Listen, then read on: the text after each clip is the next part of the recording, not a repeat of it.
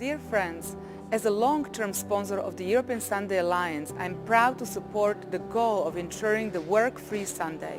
I get in there, you're going to be using that power at a level that you've never used it before.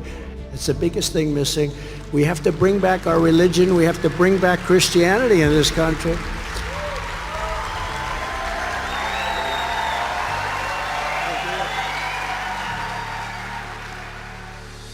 Hi everyone, I came across some information today that I really wanted to share with you.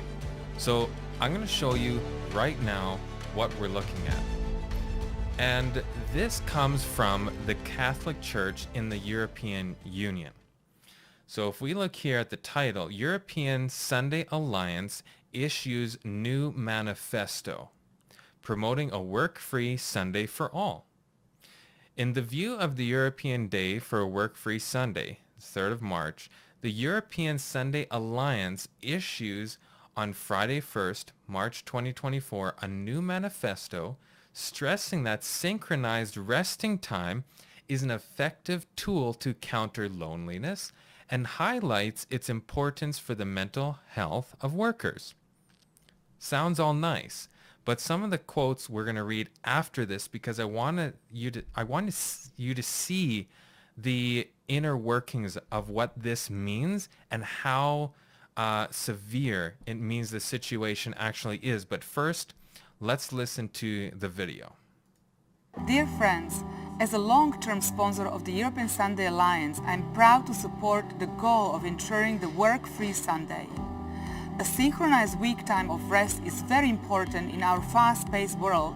The work culture of modern society doesn't leave enough of time to enjoy with our loved ones. Children spend more and more time online. This not only affects their relationship with parents, grandparents and siblings, but also seriously impacts their development and mental health. Mental health of adults is at stake too.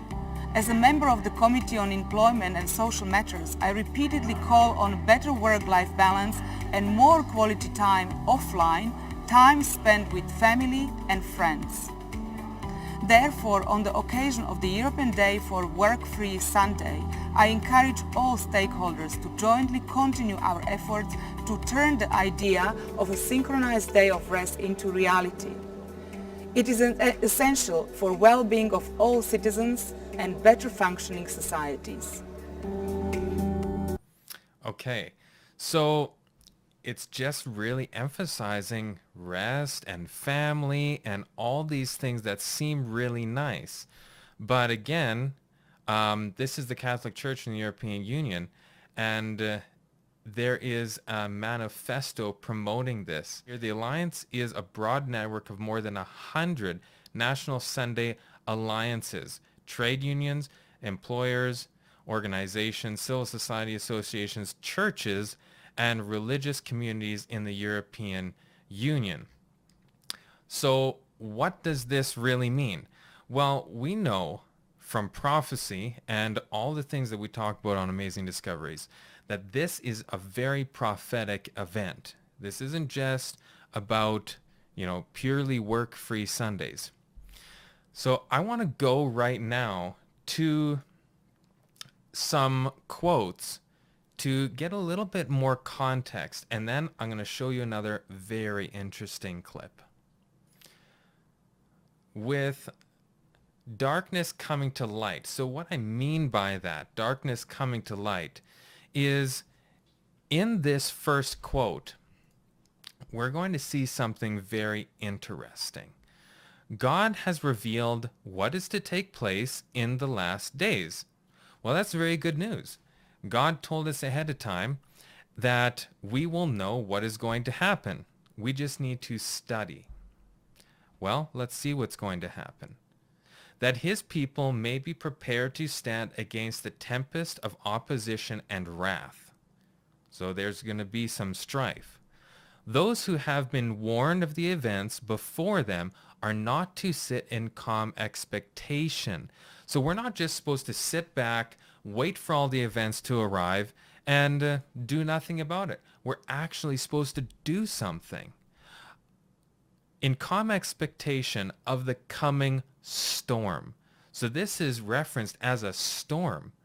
And we know that Jesus referenced back to Noah's flood, the great storm that took over the whole world. And we're coming to another antitypical storm. Comforting themselves that the Lord will shelter his faithful ones in the day of trouble. So we just sit back. Oh, we know that Sunday law's coming. And yes, it's going to start as work, labor things, maybe climate change and all these different avenues. But we're just going to wait for it to happen. And, if we love Jesus, we're going to be okay. She's saying this is not the case. We are to be as men waiting for their Lord, not in idle expectancy, but in earnest work. With unwavering faith, it is no time now to allow our minds to be engrossed with things of minor importance. While men are sleeping, Satan is actively arranging matters so that the Lord's people may not have mercy or justice. The Sunday movement is now making its way in darkness. So this is coming through darkness. But if we're already seeing the tentacles spreading, if we're seeing these first stages, the initial stages that don't seem so religious necessarily on the front, that means that it's coming to light. And if it's coming to light, there's a lot more in the darkness that we don't see, and we're a lot farther along than we may think. The leaders are concealing the true issue. So they're putting it forth in, a not so strong manner. And many who unite in the movement do not themselves see whither the undercurrent is tending. So there's going to be people going along that they don't even really understand what this whole movement is about. But that's why it is our job to warn these people. Its professions are mild and apparently Christian, so they seem good and beneficial. But when it shall speak, it will reveal the spirit of the dragon. Where does this come from? This comes from Revelation 13, where it says that this beast will speak like a dragon. It is our duty to do all in our power to avert the threatening danger. We are supposed to use all of our power in order to curb this movement. We should endeavor to disarm prejudice by placing ourselves in a proper light before the people. We should bring before them the real question at issue, the real question. Thus interpreting the most effectual protest against measures to a strict liberty of conscience. We should search the scriptures and be able to give the reason for our faith, says the prophet. The wicked shall do wickedly, and none of the wicked shall understand, but the wise shall understand. This was written over 100 years ago. God knows exactly what's coming. Even if, we'll go back to the other slide, it's making its way in darkness. God revealed this to us ahead of time so that we can prepare and that we can be warned. Because God doesn't let us go blindly. But the wicked shall do wickedly, and none of the wicked shall understand. This is very interesting because it's comparing wicked from misunderstanding. And wise shall understand. And you could in turn use that word wise and say righteous. So you have the wicked are those who are believing error, and you have the wise who are believing truth. And why are they either believing truth or error? Because are they studying or are they not studying? And are they following people and institutions or the Bible and God? They should work more earnestly to delay as long as possible the threatening calamity. If in our land of boasted freedom, a Protestant government should sacrifice every principle which enters into its constitution and propagate papal falsehood and delusion, well, may we plead, it is time for thee, Lord, to work, for they have made void thy law. Some may think that because it has been revealed in prophecy that our nation shall restrict the conscience of man, it must surely come. And that if we make an effort to preserve our liberty, we shall be acting the part of unfaithful servants, and thus come under the condemnation of God. But this is not the case. Just because God said that eventually this will happen doesn't mean we are supposed to go along with it.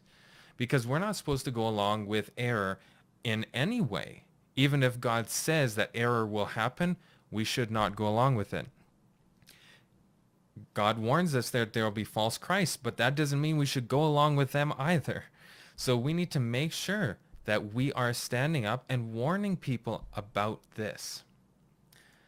Now, I want to show you another very interesting clip, and then we're going to go back to a couple more quotes. Now, this was from NRB. This was in Nashville just 1 week ago. And we might go a little bit more in detail into this in another video, but I just want to show you this one short little part here showing how actually urgent and that all these things are taking place. It's happening so fast and everything's happening all at the same time. We need to be aware of the events. You have such power, but you weren't allowed to use that power, and you're now allowed to use it. I get in there, you're going to be using that power at a level that you've never used it before. It's going to bring back the churchgoer. I mean, you have to see, I don't like the charts when I see charts where they're going in the wrong direction. We don't like that. We're going to bring it back. So he says here, this power that you're going to have, and this is going to bring back the churchgoer. So just like in the quote, she said that it'll look Christian and it'll look positive. And this is what's happening here. But you're going to see. I really believe it's the biggest thing missing from this country. It's the biggest thing missing. We have to bring back our religion. We have to bring back Christianity in this country. Okay.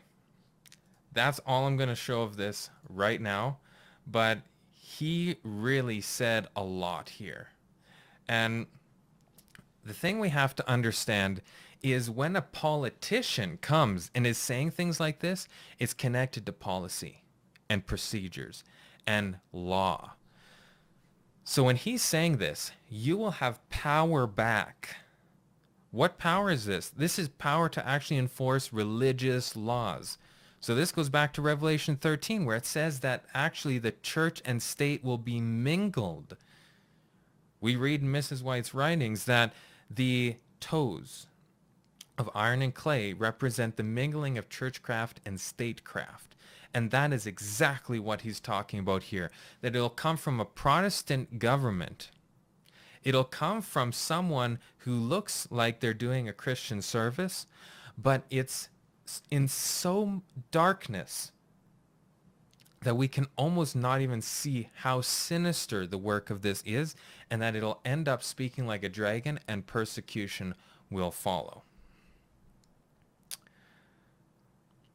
So let's go back to our quotes here. This peril now threatens the people of God. And what are we going to do? Can we not assist in lifting the standard and in calling to the front those who have a regard for their religious rights and privileges? God calls upon us to awake because we're sleeping. All the virgins slept in the parable of Jesus. We're all Laodicean. We need to be waking up. We know the end is near. We know that the prophecies are fast fulfilling, which show that we are living in the close of this world's history. We are so close to the end. We need to be aware and we need to be ready for those events. Revelation 13:17. And he causeth all, both small and great, rich and poor, free and bond, to receive a mark in their right hand or in their foreheads, and that no man might buy or sell save he that had the mark or the name of the beast or the number of his name. We will not be able, if you're on God's side and you don't take the mark of the beast, to buy or sell. This is a very serious and solemn topic for the people of God. Because if we take the seal of God, we will not be able to buy or sell. And what does that mean for God's people? It's not just sit back and relax, like she said. We need to be in action, preparing for the storm that's coming. We weren't planning on doing these videos quite yet, but there's so many events happening on the news and around the world right now that we just felt a real urgency to start sharing this with you right now. So we're going to have a series that's going to be ongoing. You can post questions in the comments below regarding the Sunday Law, Mark of the Beast, end time events, and we're going to be going through point by point little studies comparing what's happening in the world today, all on this topic, and how we can get ready, because that's a very important point. We don't want to just talk about all the bad things. We want to give the things that we can do and the things that God has told us to do in order to get ready for this. So thank you so much for watching. Like, share, and subscribe. And I pray that you are blessed by this and that this gives you a fervent desire to get back in your Bible and to study so that we can be wise servants. God bless.